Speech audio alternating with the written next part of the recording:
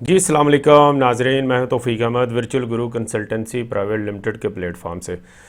जैसा कि आपको मालूम है कि माली साल 2023 के सालाना गोशवारे 1 जुलाई 2023 से इंशाल्लाह जमा होना शुरू हो जाएंगे।